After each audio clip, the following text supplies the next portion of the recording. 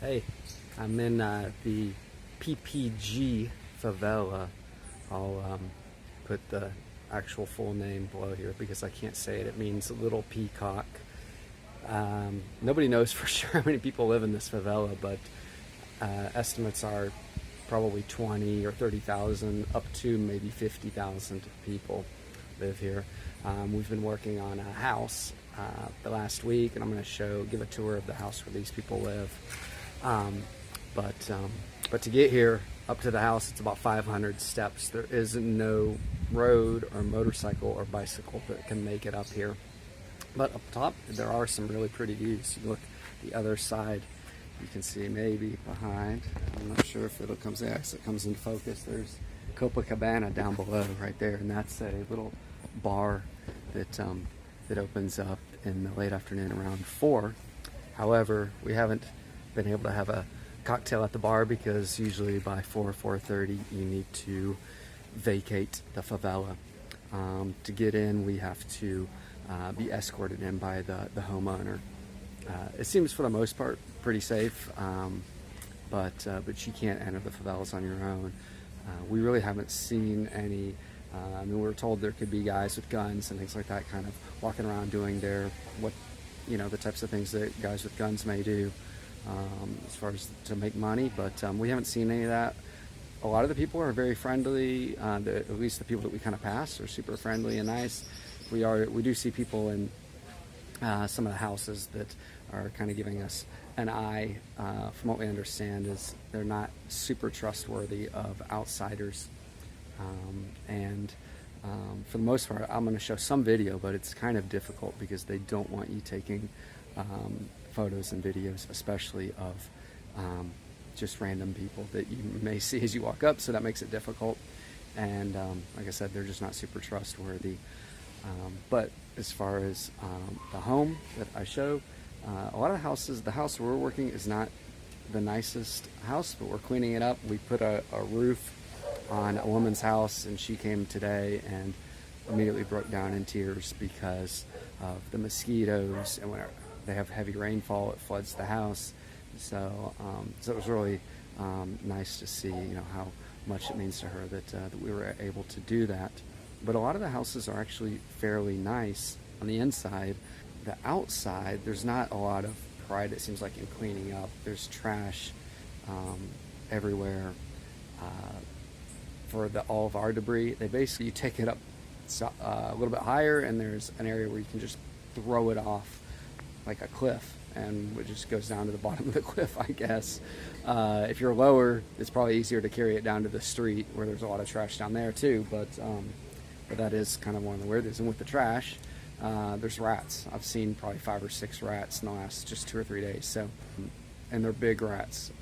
There's some puppies that are on the property, and the rats are bigger than the puppies. Other things as I walk back to the house to show is there are no construction standards. It's amazing that there aren't buildings collapsing. I don't know how they do it, but somehow everything has held together. At least that's what they tell me. The electrical and the water, they do have it. The water's pumped up from down below. I don't know who does it, but they have great water service here. The electrical is all just spliced together. Supposedly, I mean, the people want to pay for electrical and they want to pay for water. They just can't afford it. And I guess the city mostly overlooks the fact that they're not paying for it just because there are so many people that live in the favelas, and there'd probably be a mutiny if they shut off water and electric to the people up here. And the same thing with the houses. What we're told is that you could have an engineer come out here and do a study or look at if you're going to build, and they would help you, and it's a free service that the city provides for people. And then where we're building, we could see some old columns, and I guess that several years back the city did come out and they ended up having to move a few families because the property was so unsafe. So apparently there is at some point where they say the property's too unsafe, or the home's too unsafe for someone. So anyways, here, let's check out this house. So this family that we're working with earns their money. They set them up with a little tienda. So they have this little tienda right here where they can sell goods. And there's a lot of small tiendas like this throughout the favela, and a couple makeshift restaurants as well.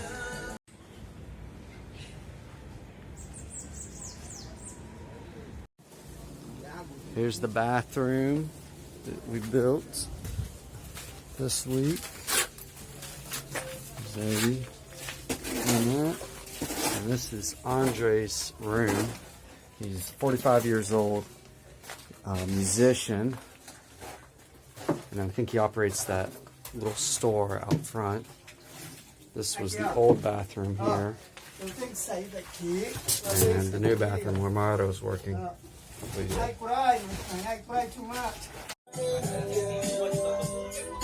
The dogs and cats here are mostly taken care of pretty well, and they're surprisingly friendly. You would expect there to be more guard dogs, but they're all pretty friendly. There's a family that probably lives there and there. Families that live up in there. And this is the house off to my right. So I'm coming up. Andre and his mother's house. This is family there.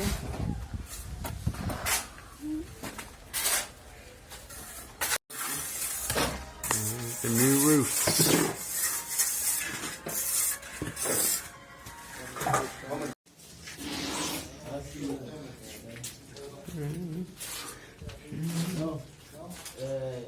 Kitchen.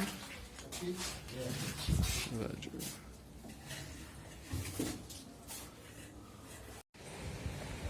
Okay, so here we are on top of the neighbor's roof.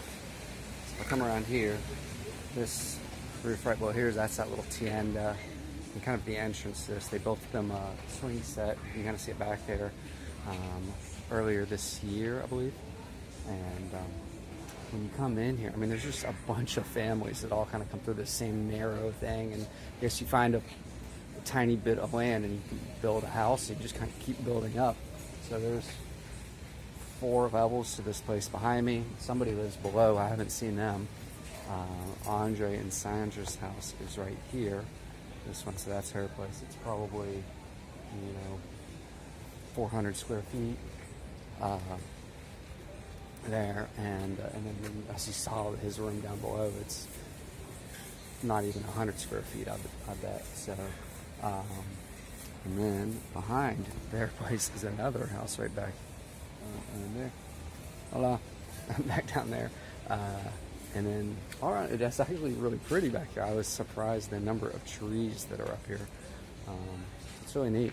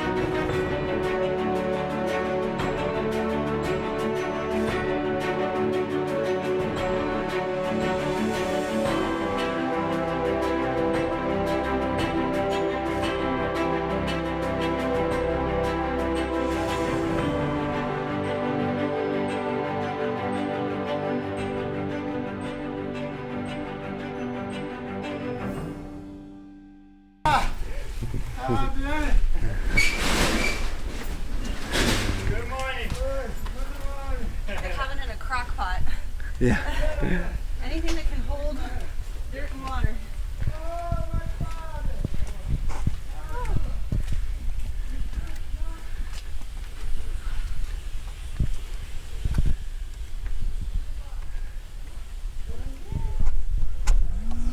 Bom dia.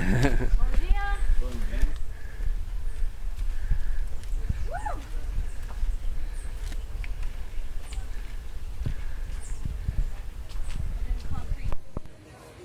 So that's the house.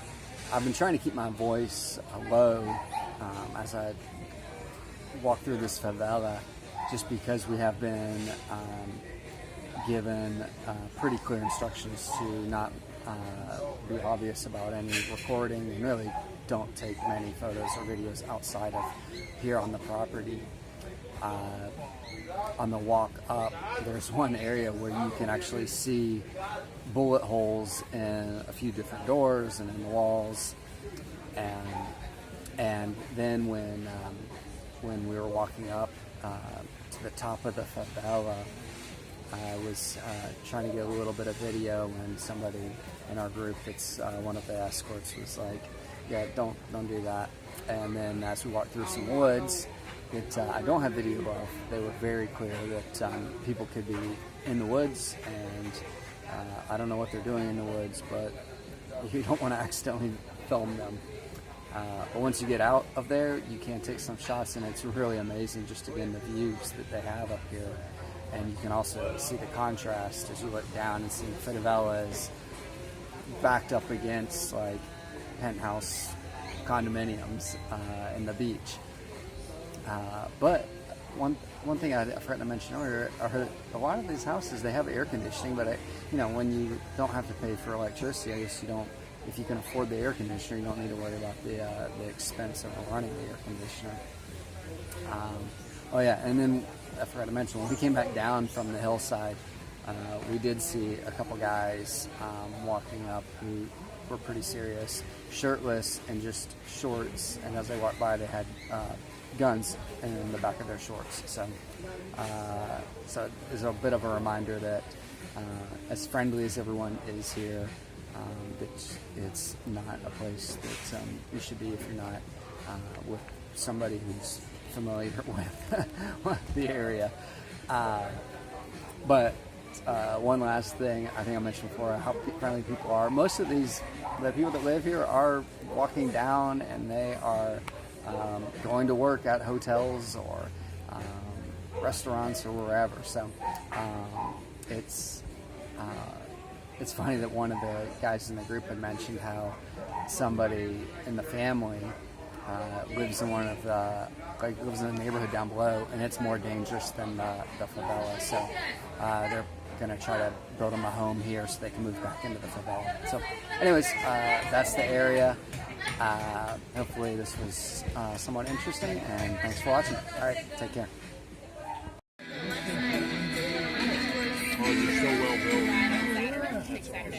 And they said the left side of Copacabana was not better. Like, why?